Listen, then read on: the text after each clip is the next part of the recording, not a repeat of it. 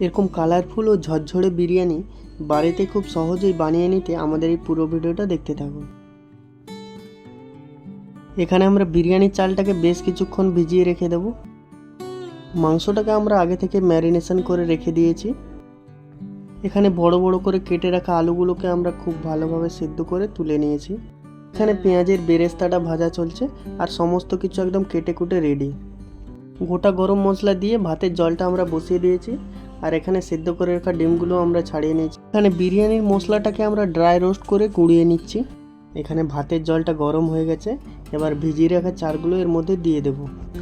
এখানে আমাদের মাংসটাও কষানো হয়ে গেছে। আপনারা বাড়িতে যেভাবে চিকেন কারি করেন সেভাবে কষালেই মাংসটা হবে। এখানে আমরা লেয়ারিংটা শুরু করে দিয়েছি। দেজকিতে বেশ কিছুটা ঘি মাখিয়ে একটা বড় সাইজের আলুকে চাকা চাকা করে কেটে এভাবে সাজিয়ে দিলে ভাতটা তোলাতে বসে যাবে না, আলুটাও খাওয়া যাবে আর বিরিয়ানিটাও টেস্টি হবে। এবার ভাতটা দিয়ে তারপর বিরিয়ানির মশলাটা দিয়ে ওপর থেকে ঘি ছড়িয়ে দিলাম। এবার অল্প বেরেস্তাও এর মধ্যে ছড়িয়ে দিলাম। এবার ভাতের উপর মাংস ও আলু দিয়ে তার উপর আবার ভাত দিয়ে আমাদের প্রথম লেয়ারিংটা শেষ করলাম।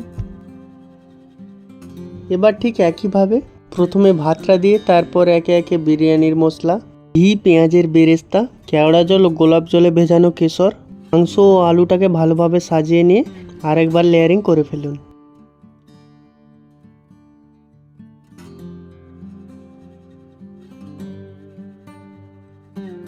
সমস্ত কিছুকে সুন্দরভাবে সাজিয়ে নিয়ে উপর থেকে ধনেপাতা কুচি ছড়িয়ে দিয়ে সেদ্ধ করে রাখা ডিমগুলোকে দিয়ে তারপর দমে বসিয়ে দিন।